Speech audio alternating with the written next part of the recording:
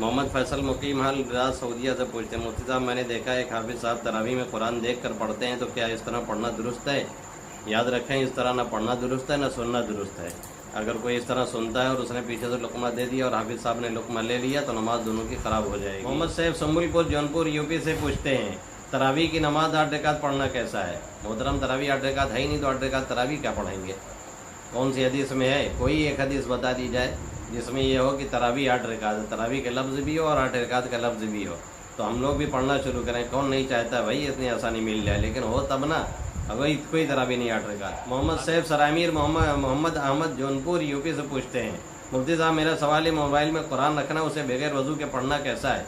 कुरान रख भी सकते हैं और बगैर वज़ू के पढ़ भी सकते हैं। हाँ, अगर स्क्रीन पे उसे हटाना इधर उधर करना है तो बगैर वज़ू के, अक्सर उलमा चूँकि लिखते हैं डायरेक्ट उस पर हाथ नहीं लगाना चाहिए, वो एक तरह से कुरान पे हाथ लगता है, इसलिए साइड से खिसकाया जाए तो ज़्यादा अच्छा है। और कुछ मुहक्किकीन कहते हैं कि नहीं, उसकी भी गुंजाइश है। मोहम्मद हारिस गुरैनी जौनपुर यूपी से पूछते हैं, सवाल है कि रोज़े की हालत में गंदी फिल्में जानबूझकर या गलती से देख ली तो उससे रोज़ा पर कोई फ़र्क पड़ता है? बहुत फ़र्क पड़ता है। इसमें कौन सा सवाल है?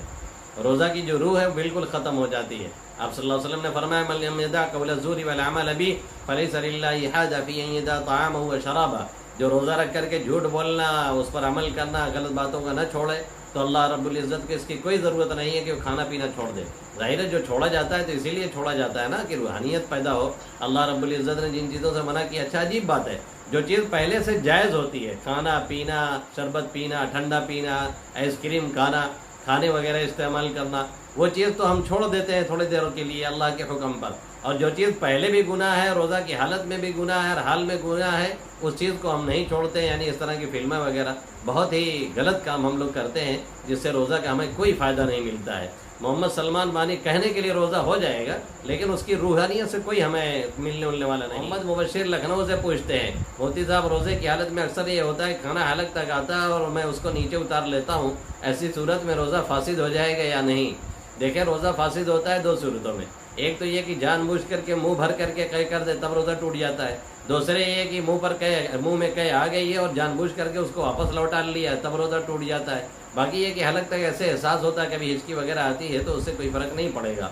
अब्दुल अलीम कराकत जौनपुर यूपी से पूछते हैं, मुफ्ती साहब तरावी की नमाज 4 रकात करके पढ़ सकते हैं? हाँ पढ़ सकते हैं, गुंजाइश है, लेकिन ये खिलाफ सुन्नत है, तवारुस के खिलाफ है। जो अमल चला रहा है वो दो का है। मोहम्मद अली मानी कला जौनपुर यूपी से पूछते हैं, मुफ्ती साहब क्या हुक्म है उन लोगों के बारे में जो दिन भर रोज़ा रखते हैं और रात में IPL के मैच में ड्रीम 11 और दीगर ऐप्स पर पैसे लगाकर जुआ खेलते हैं? क्या उनका रोज़ा और नमाज सही होगी? मुफस्सल जवाब इनायत फरमाए।